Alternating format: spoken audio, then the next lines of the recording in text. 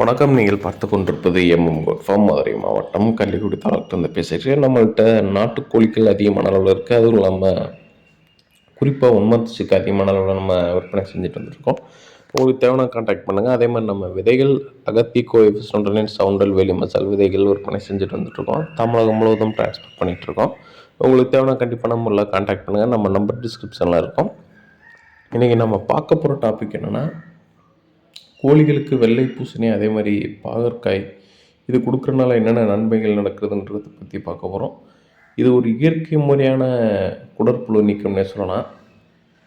பாவக்காயை பொறுத்த வரைக்கும் சரியான கசப்புத்தன்மை உடையது. இதை நம்ம எந்த முறையில் கொடுக்குறோம்னா, கோழிகளுக்கு இதை நல்லா ஒரு மிக்சியில் போட்டு அப்படி இல்லாட்டி அம்மியில் போட்டு அரைச்சி அதை சாறு மாதிரி எடுத்துக்கணும். சாறு எடுத்து அப்படியே தண்ணியில் கலந்து வச்சிட்டோம்னா அந்த கோழிகளுக்கு குடிச்சிடும். இது சாமானியத்தில் குடிக்காது. ஏன்னா ஒரு சில நேரம் கசப்புத்தன்மை அதிகமான அளவில் இருக்கும். அதனால் கோழிகள்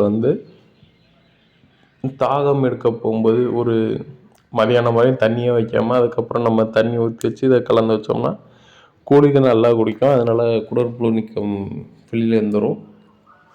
இந்த குடற்புழு நீக்கம் செய்யலாட்டி கோழிகளுக்கு உடல் எடையே கூடாது, குன்னிக்கிட்டே தான் இருக்கும். இது ஒரு வகையான நோயின்னு கூட சொல்லலாம். ஏன்னா வெயிட் வரலைன்னா ஒன்றுமே நம்மளால் செய்ய முடியாது. அடுத்த பருவத்துக்கு அது போக முடியாது, அடுத்த ஸ்டேஜுக்கு.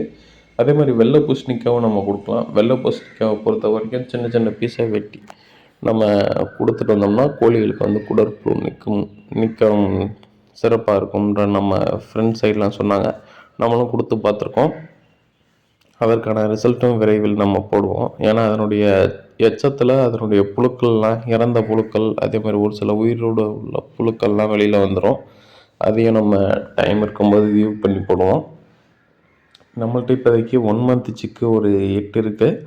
அதே மாதிரி 2 மந்த் சிக்கு ஆயிடுச்சு. இப்போ 1 மந்த் சிக்கு எல்லாமே விற்பனை ஆகும்னு நினச்சோம். ஆனால் நம்ம வீடியோ ஷார்ட்ஸ் எல்லாமே டிலே பண்ணி போட்டனால எந்த விதமான வியூஸும் அதிகமான அளவில் போகல. அதற்காட்டி நம்ம இப்போ 2 மந்த் சிக்கும் விற்பனை செய்கிறாப்புல தான் இருக்குது. உங்களுக்கு தேவையான கண்டிப்பான முறையில் கான்டாக்ட் பண்ணுங்கள். நம்ம நம்பர் டிஸ்கிரிப்ஷனில் இருக்குது. நம்ம வளர்க்குறது எல்லாமே சிறுவடை தான். சிறுவடை அதே மாதிரி கழுத்தறுத்தாங்கோழின்னுவாங்க. இந்த 2 ப்ரீடும் சேர்ந்து தான் வளர்த்துட்டு வந்துட்ருக்கோம். இதனுடைய தாய்மை தன்மையெலாம் ரொம்பவே நல்லா இருக்குது.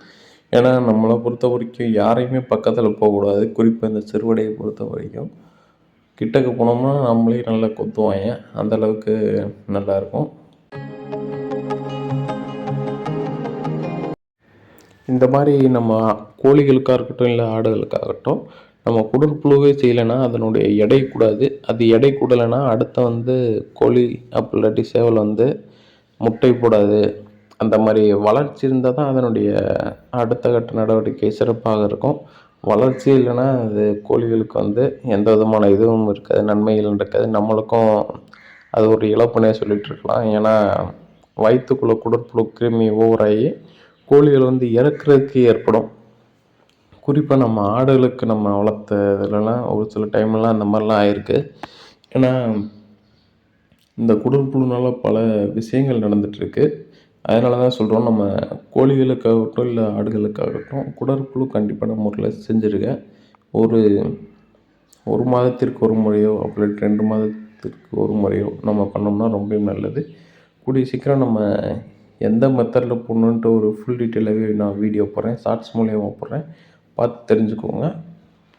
நம்ம சொன்ன மாதிரி தான் இந்த சீத்தாப்பழம் மரத்தில் இப்போ கோழிகள் அடைஞ்சிட்ருக்காங்க. ஃபஸ்ட்டு இந்த சீத்தாப்பழம் மரத்தில் எப்படின்னா காய்களே காய்க்காது. ஆனால் இப்போ காய்கள் காய்ச்சிட்ருக்கும்போது இந்த கோழி மேலே போய் உட்காந்து அடைஞ்சிக்கிட்டு அதனுடைய எச்சத்தை இந்த மரத்தில் போட்டுட்ருக்கு. குறிப்பாக நம்ம இந்த கோழிகளுக்காண்டி ஒரு பெரிய செட்டை நம்ம ஒதுக்கி விட்ருவோம். ஆனால் கோழிகள் எல்லாமே இயற்கை முறையில் போய் அப்படியே மரத்து பக்கமே நம்ம தங்கிக்கிறோன்ற மாதிரி தங்கிட்டாங்க. அதனால நம்மளுக்கு ஒரு பெரிய ட்ராபேக்காகவே இருக்குது. ஏன்னா மழை காலங்களில் இந்த மாதிரி பிரச்சனையை நம்ம சந்திக்கக்கூடாது. ஆனால் இவங்க வம்புக்குனே போய் மரத்தில் தான் போய் அடையிறாங்க. நம்ம பெரிய செட்டு இவங்களுக்காண்டி நம்ம தனியாக ஒன்று போட்டு கொடுத்துருக்கோம். அதையும் நம்ம அடுத்த வீடியோவில் காமிக்கிறேன். இது கோழிகளுக்கானே ஒரு தனி செட்டுன்னே சொல்லலாம்.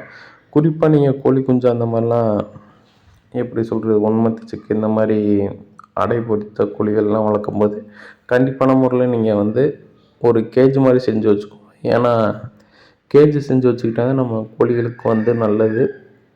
அப்படி நம்ம செய்யலாட்டி கோழிகள் வந்து அந்த கோழி குஞ்சுகளை வந்து இழக்கிறதுக்கு நேரிடும். ஒரு சிலது காக்கா பிடிக்கும், ஒன்று பூனை பிடிச்சிட்டு போகும். இந்த மாதிரி பல விஷயங்கள் இருக்கும். அதனால் பார்த்து இது பண்ணுங்க. தொடர்ந்து ஆதரவு தாங்க. இது வரைக்கும் ஆதரவு தந்த அனைத்து நண்பர்களுக்கும் மிகப்பெரிய நன்றியை தெரிவிச்சுக்கிறேன். இந்த வீடியோவை அதிகமாக ஷேர் பண்ணுங்கள். நீங்கள் எந்த அளவுக்கு ஷேர் பண்ணுறீங்களோ அந்தளவுக்கு நம்ம ரீச் பண்ணலாம். நன்றி, வணக்கம்.